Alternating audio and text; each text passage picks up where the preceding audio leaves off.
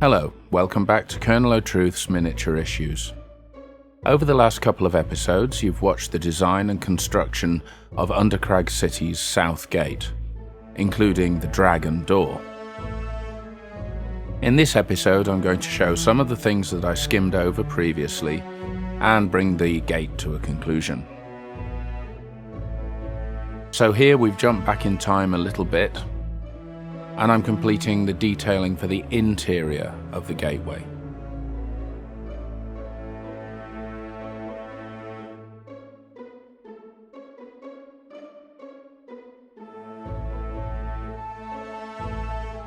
I'm cutting simple shapes out of 5mm black foam core board as a basis from which to build the interior of the gate.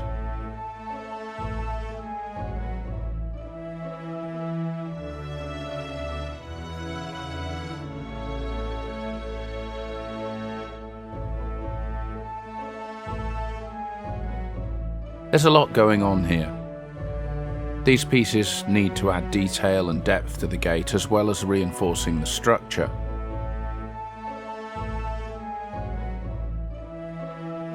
Here I've cut an archway that mirrors the archway already in place.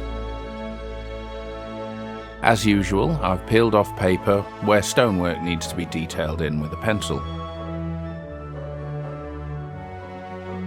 And now I'm proceeding to create a frame for the portcullis I'm going to build.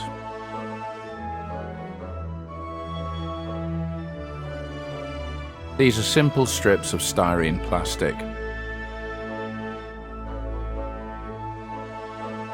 I'm gluing them using polystyrene cement. The way this adhesive works is that it basically melts the plastic together. So rather than being two pieces joined together, it becomes one piece. Obviously, that's very strong.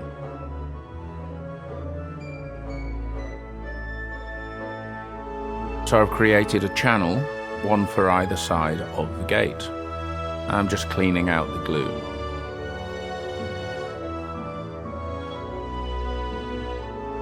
Now I peel away more paper on the archway where the stonework's going to be revealed. Draw it in with a pencil as usual. Check for fit.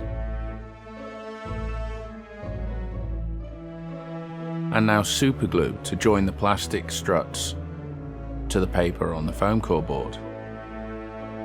It needs to be superglue, gluing plastic to card. Can't use PVA, and polystyrene cement won't work either.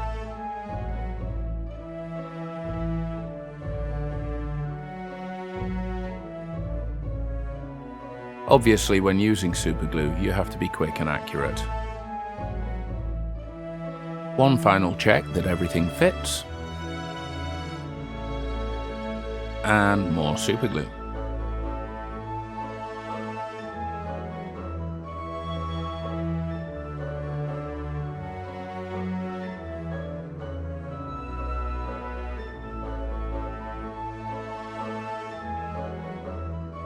I'll just hold that for a few seconds and let it bond, and you can see there's a cavity for the portcullis now. Now for the detailing on the interior walls. In the last couple of episodes, these have appeared while I was working on other parts of the model. Just simple pieces of foam core board, again with stonework drawn in by hand.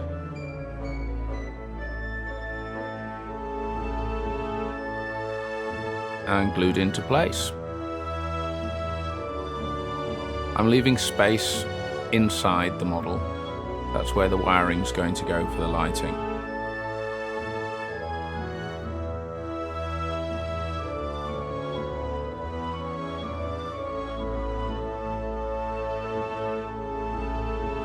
Detailing the little parts that didn't already have stonework in them.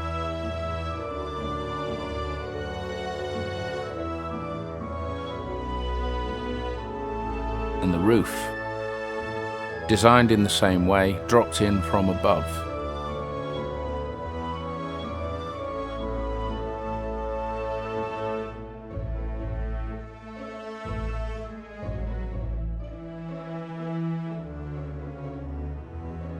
Now here's a piece of plastic board that I'm going to cut the portcullis from.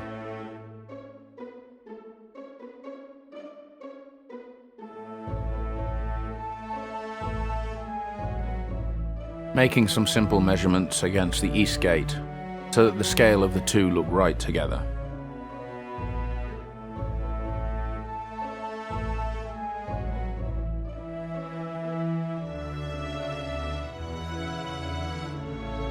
I've drawn out the interior of the gate and I'm cutting strips out of the card.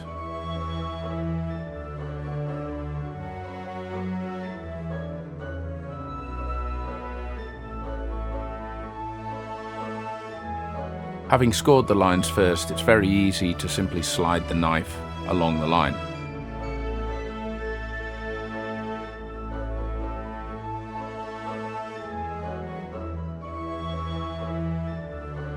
And there's all the horizontal bars for my portcullis.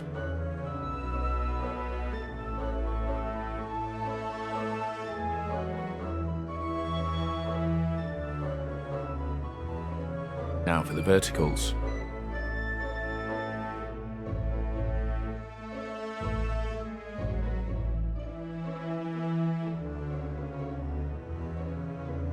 I've made these longer than they needed to be.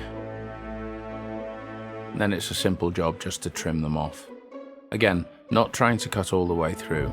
A quick score and you can snap this stuff very nicely. And finally, I'm cutting the bottoms of the bars into points.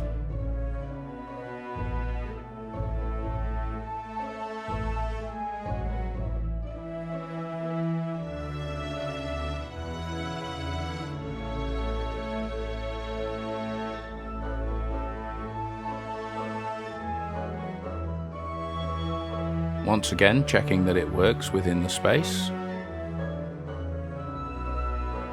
That's nice. It moves easily, but it stays put where I want it to stay.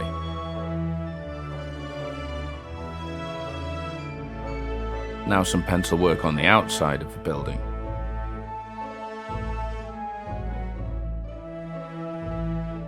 It's been wonderful seeing this channel grow so quickly, so thank you for all of your support and your questions and comments. I try to answer all of them. If you haven't already subscribed, please do, and get in touch.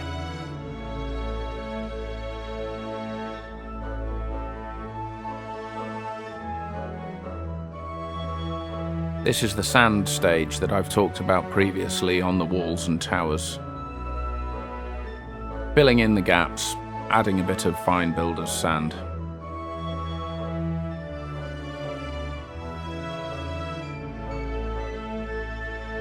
And now racing ahead to the painting. All of the woodwork and the guard room have been undercoated in light grey. And now I'm washing them all with neat brown ink.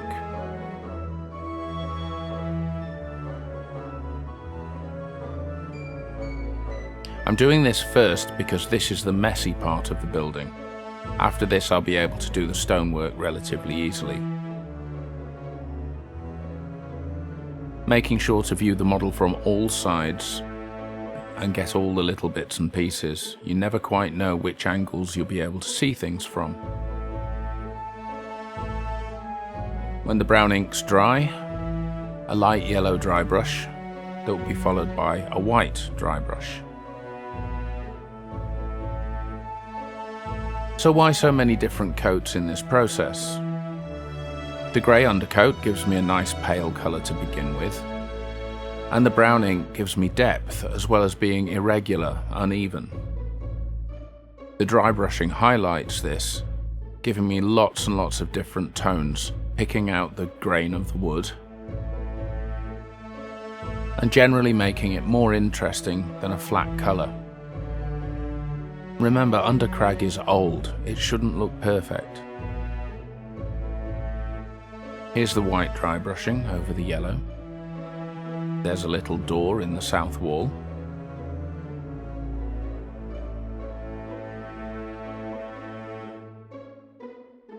And you can see why I haven't bothered doing the stonework yet.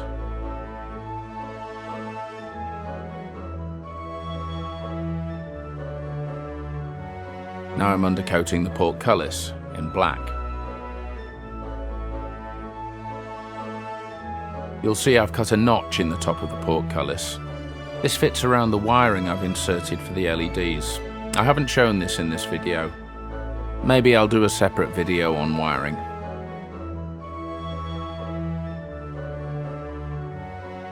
So having done all that beautiful highlighting, I'll wash the whole lot with brown ink again.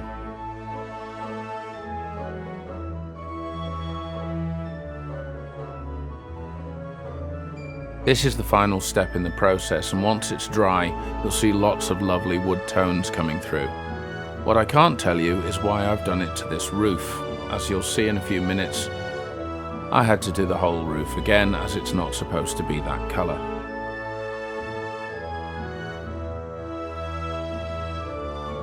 Anyway, with a fine brush picking out all of the woodwork,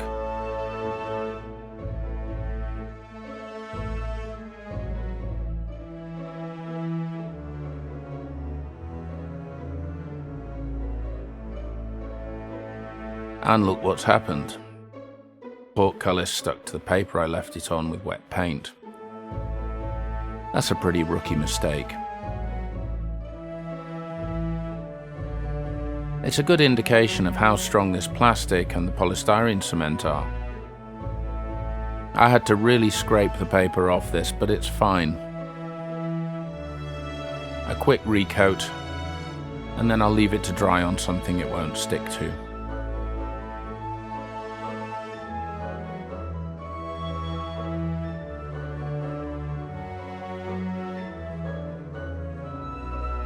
Once it's dry, a liberal dry brushing with silver.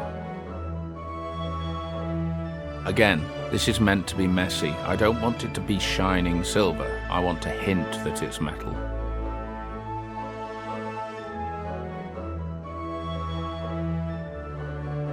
Then a light brushing with rust ink. And here's the dragon door. It's got its grey undercoat. Just like everything else, I'm inking it with brown. I'll let that dry.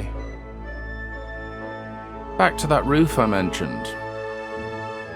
I'll do the whole dry brushing process again through yellow and white.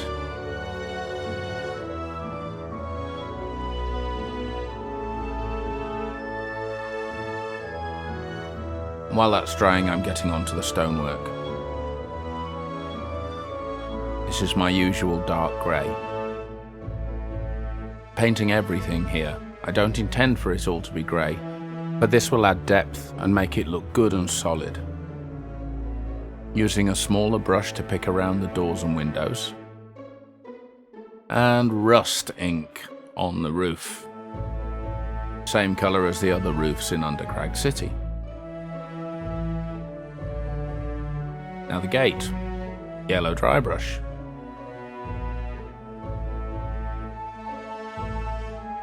White dry brush.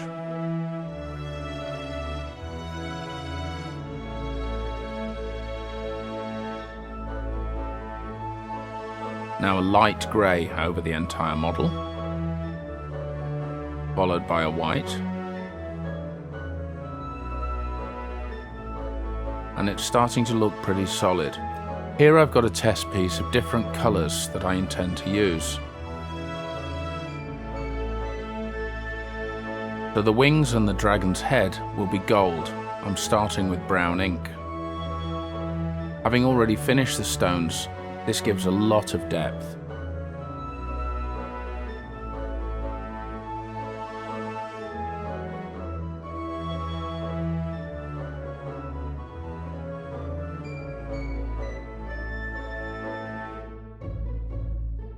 Now the dragon door has had its brown wash over the highlighting, so the wood tones are done.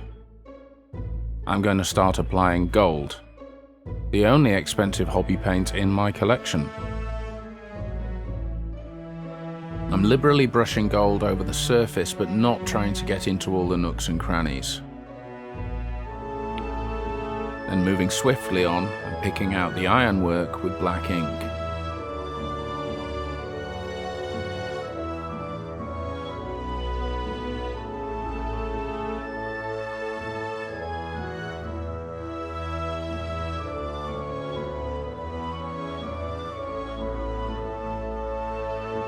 Back to the gatehouse.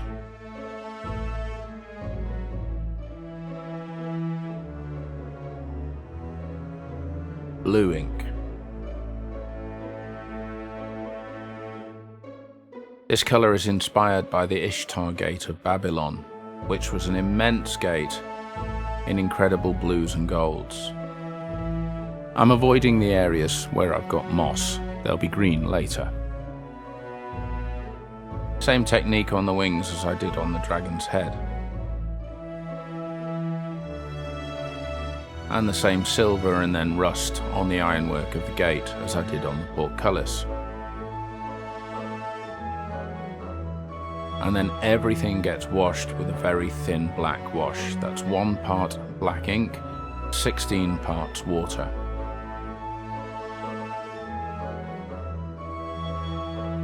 This will fade as it dries. While the black is still very wet, I'm applying green. This is to all the rough areas of sand that I applied earlier to look like moss. Green is then washed with yellow, again while wet. This all blends together, giving me lots and lots of different tones.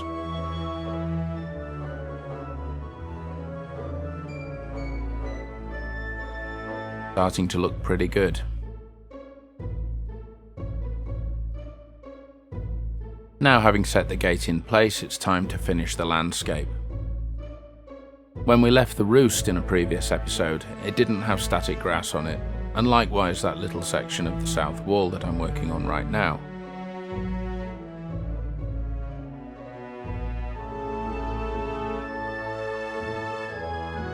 So this is neat PVA everywhere that I want grass, and a few clumps of static grass.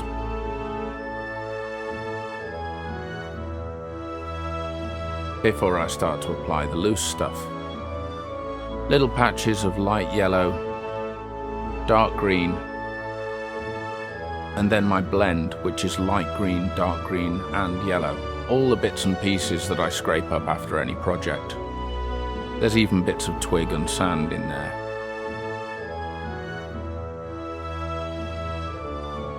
Tap all of that off.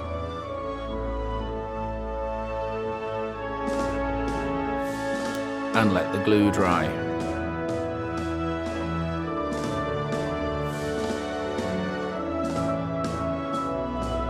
There we are, the mighty Southgate, striking awe into the hearts of all those who see it. I hope you've enjoyed this episode, and I hope you'll join me for more. Until then, bye for now.